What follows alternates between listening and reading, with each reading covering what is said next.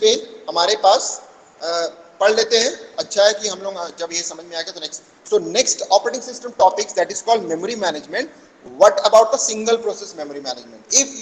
If your memory management process handling the single process base, यानी first in first out, जैसे आपने सुना है कि एक प्रोसेस आएगा उसको मैनेज करना है, फिर दूसरा प्रोसेस आएगा उसको मैनेज करना है, तो इसको हम लोग समझने की कोशिश करते हैं. उसके बाद हम लोग देखेंगे कि मल्टीपल प्रोसेस के लिए कैसे काम करता है. सिंगल प्रोसेस मॉनिटर कैसे होता है, this is the main topic, the subtopics of the memory management. How the single process will be managed by the memory management functionality. So पहला पॉइंट आपको बताया कि this is the simple memory management approach. बहुत simple नाम से पता चल रहा है. एक प्रोसेस आएगा उसको एग्जीक्यूट करेंगे, दूसरा प्रोसेस आएगा दूसरा को एग्जीक्यूट करेंगे, यानी सिंपल मैनेजमेंट होता है. The process is divided into two continuous section.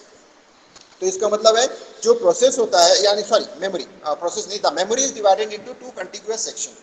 इसलिए तो जरूरी है एक प्रोटेक्टेड एरिया होगा जहां पे आपका मॉनिटर होगा, जैसे आप देख सकते हो फिगर में. That is the lower part, यानी जनरली वो lower part of the memory, यानी इनिशियल जो एड्रेस होता है, यानी जिसको हम लोअर पार्ट बोलते हैं, यानी जीरो से लेके फर्दर एक छोटा सा एरिया है जिसमें उसने ऑपरेटिंग सिस्टम को रखता है, उसको हम लोग बोलते हैं मॉनिटर. मॉनिटर मतलब वो सारी चीजों को देखता है कि कौन सा प्रोसेस आ रहा है किसको नहीं आ रहा है. उसके बाद एक प्रोटेक्टेड एरिया लगा देते हैं. तो इसीलिए बोला गया है कि मेमोरी को हम दो पार्ट में डिवाइड करते हैं, वो भी कंटिन्यूअस सेक्शन. ऐसा नहीं है कि random section, continuous section. Zero से लेके सपोज कर लो 100 जो एड्रेस है वहां तक ऑपरेटिंग सिस्टम को दे दिया कंटिन्यूअस, और 100 ऑनवर्ड जो मेमोरी का साइज है, रैम मेमोरी का साइज है, उसको हमने प्रोसेस के लिए दे दिया, यूजर प्रोग्राम के लिए दे दिया. अब इन दोनों के बीच में एक जो होता है बॉर्डर हम मेंटेन करते हैं. उस बॉर्डर को हम लोग फेंस रजिस्टर से मेंटेन करते हैं. यानी फेंस रजिस्टर के पास वो वैल्यू होता है जो ये बताता है कि कौन सा प्रोटेक्टेड एरिया है, यानी ऑपरेटिंग सिस्टम का एरिया है, कौन सा यूजर का एरिया है. अब अगर वायलेट करता है ऑपरेटिंग सिस्टम या यूजर वायलेट करता है ऑपरेटिंग सिस्टम को एरिया को, तो वो फेंस रजिस्टर के थ्रू कंडीशन चेक होता है. अगर मान लो वो उसके अंदर है तो ठीक है, बाहर है तो फिर वो प्रोटेक्ट कर देता है, यानी उसको वो एक्सेस करने परमिशन देगा नहीं. यानी ऑपरेटिंग सिस्टम इन सब चीजों को देखता है, यानी मेमोरी मैनेजमेंट ये हैंडल करता है. और अगर उसमें कोई वायलेशन होता है तो ऑपरेटिंग सिस्टम आपको एक मैसेज प्रोवाइड कर देता है.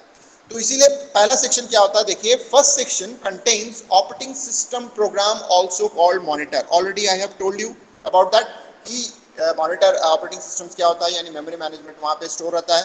Second section is for user programme, यानी जो भी प्रोसेस हार्ड डिस्क से लेके यानी सेकेंडरी मेमोरी से लेके आप यहाँ पे स्टोर करोगे वो यूजर डिफाइंड. तो ये हो गया हमारा मेमोरी सिंगल प्रोसेस बेस, जो आपको बताया गया है कि एक पर्टिकुलर मेमोरी को दो सेक्शन पे हम डिवाइड करते हैं. In this type of approach, OS only keeps the track of the first and the last location available for allocations of user program. तो इसका मतलब होता है कि इसमें यही बोल रहा है कि operating system only keeps the track of first and the last location of available. तो इसका मतलब है कि ऑपरेटिंग सिस्टम के पास सिर्फ दो ही इंफॉर्मेशन रहता है. एक जो होता है यूजर प्रोग्राम का एरिया, यानी सेक्शन कहां से शुरू हुआ है और उसका एंड कहां हुआ है. हो सकता है कि जो यूजर प्रोग्राम एरिया आपको दिख रहा है पूरा का पूरा यूजर प्रोग्राम के लिए इस्तेमाल ना हो. ऑपरेटिंग सिस्टम हो सकता है कि इसमें से कुछ प्रोग्राम को मतलब कुछ एरिया को रिड्यूस करके अपना एक एलोकेशन एरिया बना लेगा कि यहाँ पे यूजर का प्रोग्राम आ जाए, फिर बाकी जो रिमेनिंग पोर्शन है हो सकता है किसी और पर्पस के लिए उसको रख सकता है.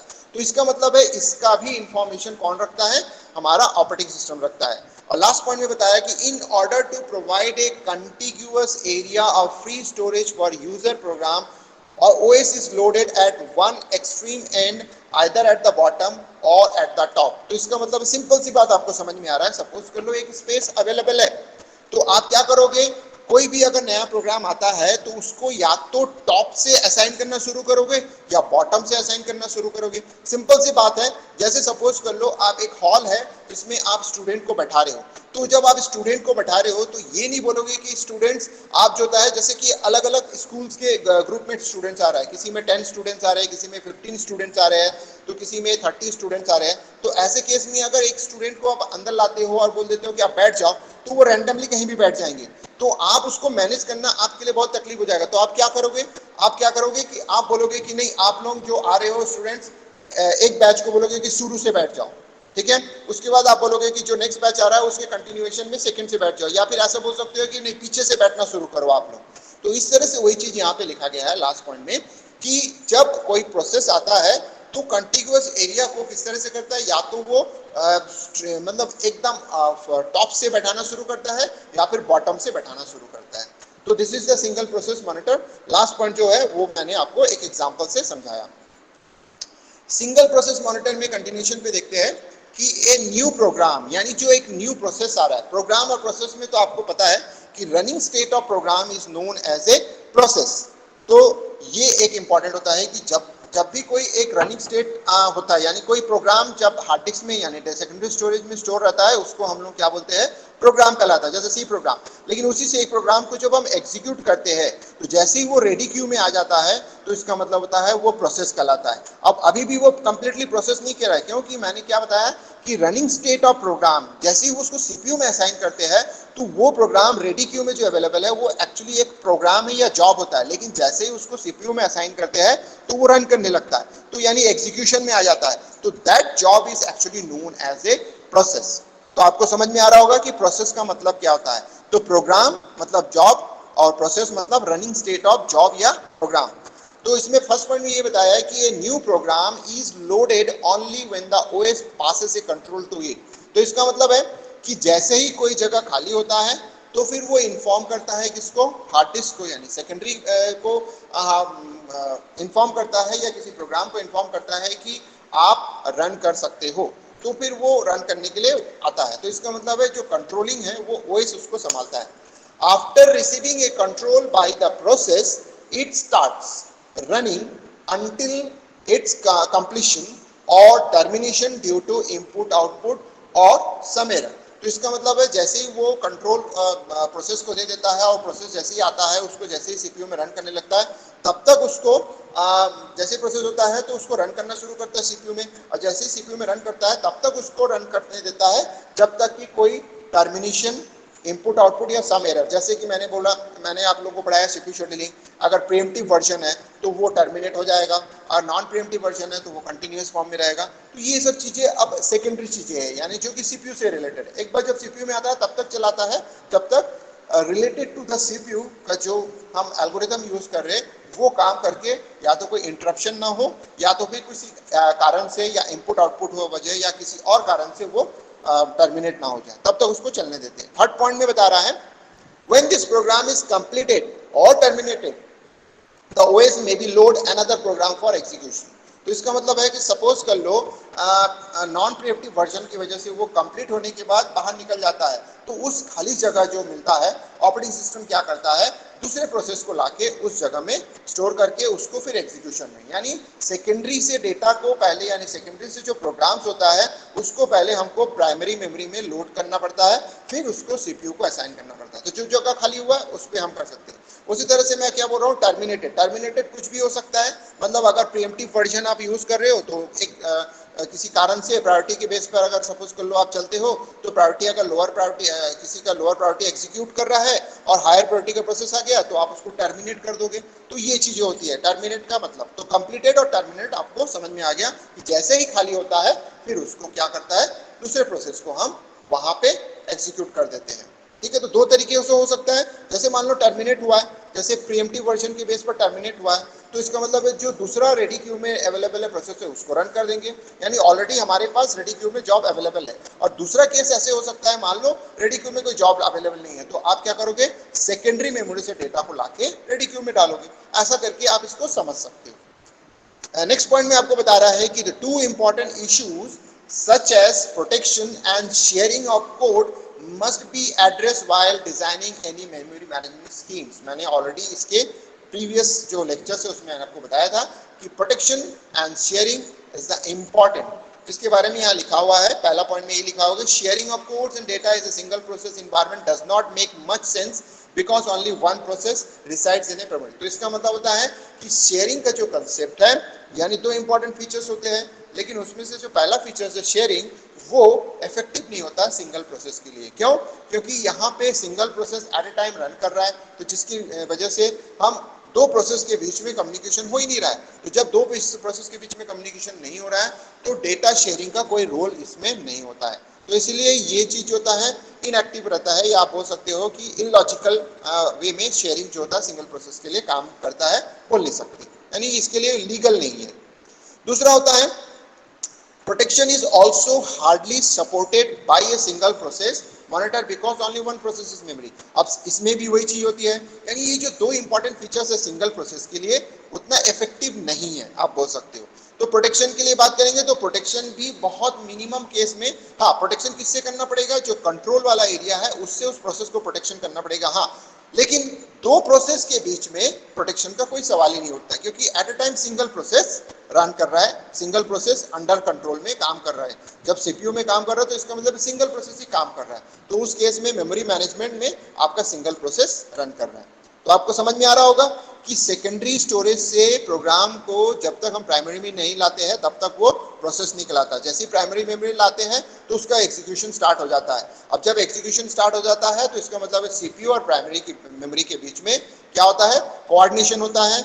अब वो कभी अपने डेटा को प्राइमरी मेमोरी स्टोर करता है, वहां से डेटा को सीपीयू फिर एग्जीक्यूट करता है। जैसे कि सपोज कर लो अरिथमेटिक ऑपरेशंस कर रहे हो तो जो दो डेटा है यानी कोई दो वेरिएबल है जो कि मेन मेमोरी में स्टोर है, वहां से उसको लेता है सीपीयू के रजिस्टर में स्टोर करता है, फिर उसको एग्जीक्यूट करने के बाद एलयू सेक्शन जो अरिथमेटिक एंड लॉजिक यूनिट होता है उसमें उसको एग्जीक्यूट करने के बाद उस डेटा को वापस प्राइमरी मेमोरी भेजता है। तो इस तरह से आप देख सकते हो कि प्राइमरी मेमोरी जब सीपीयू में कोई प्रोसेस एग्जीक्यूट हो रहा है तो उसका यूज होने लगता है। तो जब उसका यूज हो रहा है तो यानी प्राइमरी मेमोरी का यूटिलाइजेशन हो रहा है, तो यहाँ पे हमारे पास जो मेमोरी मैनेजमेंट है वो काम करता है। लेकिन सिंगल प्रोसेस के केस में मेमोरी मैनेजमेंट का ये जो दो फीचर्स है वो उतना ज्यादा यूजफुल नहीं है, उतना इसमें इन्वॉल्व होने की जरूरत नहीं पड़ती है। लास्ट में आपको बता रहा है कि protection of OS program from user code is must otherwise it may crash. तो इसका मतलब है प्रोटेक्शन, अब मैं ये बोल रहा हूँ कैजुअल वे में कि आपको उसकी जरूरत नहीं है, लेकिन प्रोटेक्शन का रोल बहुत इंपॉर्टेंट है।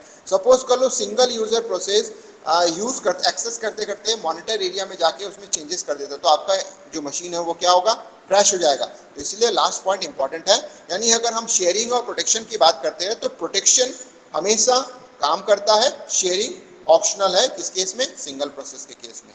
तो ये चीज आपको समझ में आ रही? Yes sir.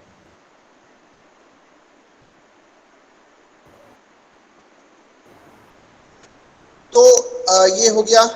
देखिए अब क्या हो रहा है, द प्रोटेक्शन। अब जैसे मैंने आपको बताया है कि प्रोटेक्शन इंपॉर्टेंट है, तो प्रोटेक्शन का क्या रोल होता है, बस 2 स्लाइड है, इंफॉर्मेशन आपको क्लियर हो जाएगा। The protection is supported through hardware mechanism such as a dedicated registers. इसका मतलब है कि ऑपरेटिंग सिस्टम यानी आपके मशीन में, मदरबोर्ड में, अब मैं ऐसे बात करूंगा कि आपके मदरबोर्ड में एक रजिस्टर्ड होगा, यानी हार्डवेयर एक रजिस्टर्ड होगा जिसमें उस प्रोटेक्शन एरिया का जो होता है एड्रेस होगा। अगर वो उस एड्रेस को वायलेट करता है तो ऑटोमेटिकली सिग्नल जनरेट हो जाएगा। तो वो जो होता है वो चीज बताया गया है कि प्रोटेक्शन जो एरिया होता है वो हार्डवेयर मैकेनिज्म के थ्रू ही होता है, जिसमें कि एक डेडिकेटेड रजिस्टर यूज करते हैं जिसमें वो इंफॉर्मेशन रहता है। तो सबसे पहला पॉइंट क्या बता रहा है कि operating system code usually resides in low memory area. मैंने पहले बताया कि ये लो मेमोरी एरिया में ओएस का जो कंट्रोलिंग होता है वो होता है। A register is set to the highest address occupied by the OS code. तो इसका मतलब है कि ओएस लोअर मेमोरी से शुरू करके हाईएस्ट मेमोरी पे आके जहां पे खत्म होता है उस पे उस एड्रेस को रजिस्टर में स्टोर कर देते हैं। जैसे मैंने अभी बताया था 0 एड्रेस से शुरू करके 100 एड्रेस तक जो होता है ऑपरेटिंग सिस्टम स्टोर है। तो इसका मतलब होता है कि 100 जो एड्रेस होता है, हाईएस्ट एड्रेस 100 है, वहां पे उस वैल्यू को हम फेंस रजिस्टर जिसको हम लोग बोल रहे हैं उस प्रोटेक्टेड एरिया वाले रजिस्टर में हम असाइन कर देते हैं। नेक्स्ट पॉइंट में बता रहा है a memory address generated by user program to access certain memory location is first compared with the fence registers can contain। तो इसका मतलब है कि जो यूजर प्रोग्राम का जो एरिया है, जब भी कोई एड्रेस जनरेट करता है सीपीयू से लोकेट करने के लिए, तो सबसे पहले वो क्या करेगा, उस जो फेंस रजिस्टर है उसके साथ उसको टेस्ट करेगा जो एड्रेस जनरेट हुआ। अगर वो एड्रेस पता चल रहा है कि ऑपरेटिंग सिस्टम का एड्रेस है तो फिर वो फेंस रजिस्टर के बेस पर ऑपरेटिंग सिस्टम उस जो एड्रेस जनरेट हुआ है उसको अलाउ नहीं करेगा। तो ये जो होता है थर्ड पॉइंट में यही बता रहा है। लास्ट पॉइंट में देखिए क्या होता है कि if the address is generated is below the fence it will be trapped and denied permission. जैसे मैंने अभी बताया कि सपोज कर लो कोई एड्रेस हुआ है बिलो द एड्रेस, यानी उस फेंस रजिस्टर से लोअर एड्रेस, लोअर वैल्यू है, यानी 0 से लेके 100 के बीच का कोई एड्रेस है, तो फिर ये अलाउ नहीं करेगा और उसको डिनाई करेगा। तो इस चीज को यहां समझाया गया है पर्टिकुलर स्लाइड्स में। सिंगल प्रोसेस मॉनिटर के एडवांटेजेस क्या है, डिसएडवांटेजेस क्या है, देख लेते हैं फॉलो थ्रू में। It is simple memory management approach already है, इसलिए बहुत अच्छा है, सिंपली वे में काम करता है, at a time one process काम करता है. Due to lack of support of multi programming results is lower utilisation of CPU and memory capacity. ये तो बहुत सिंपल सा पॉइंट है जिसको आप ऐसे ही समझ सकते हो कि इसमें सिंगल मतलब सिंगल प्रोसेस बेस्ड होता है, यानी मल्टी प्रोग्रामिंग मल्टी प्रोसेसिंग का कोई कंसेप्ट ही नहीं होता है, तो इसलिए सीपीयू यूटिलाइजेशन थोड़ा सा लो हो जाता है. क्यों? क्योंकि एट टाइम आप एक सीपीयू प्रोसेस को एग्जीक्यूट करते हो और कुछ समय में जो सीपीयू जो होता है बहुत समय में आइडियल भी बैठ जाता है, तो इसलिए सीपीयू का यूटिलाइजेशन 100% नहीं है. और नेक्स्ट वन इज कॉल्ड, और दूसरा ये भी बोल रहा है कि मेमोरी का यूटिलाइजेशन भी बहुत ज़्यादा नहीं है, बहुत सारे मेमोरी स्पेस खाली भी रहता है, क्योंकि सिंगल प्रोसेस जितना मेमोरी लेगा बाकी सब फ्री रहता है, तो वो भी यूटिलाइजेशन नहीं हो रहा है. थर्ड पॉइंट में बता रहा है कि since only one program is residing at a time in memory, it may not occupied whole memory, therefore memory is under utilised. ठीक है, तो इसीलिए मैंने बोला कि at a time in memory, तो मैंने अब फर्स्ट पॉइंट में वही चीज समझाया, तो थर्ड पॉइंट में वही चीज होता है, मेमोरी यूटिलाइजेशन अच्छा नहीं है.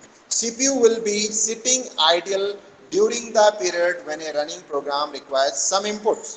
तो इसका मतलब होता है फर्स्ट जो पॉइंट है वो एडवांटेजेस में आ रहा है, and the last 3 points are disadvantages. मैंने ऑलरेडी सेकंड पॉइंट में दोनों चीजों को डिस्कस किया था कि इसमें सीपीयू का यूटिलाइजेशन हाई नहीं होता है, क्योंकि एट अ टाइम एक ही प्रोसेस रन करता है, तो इसलिए एक प्रोसेस से दूसरे प्रोसेस में स्विच करते समय सीपीयू कभी कभी आइडियल हो जाता है, जिस वजह से आपका जो होता है सीपीयू का यूटिलाइजेशन कम हो जाता है.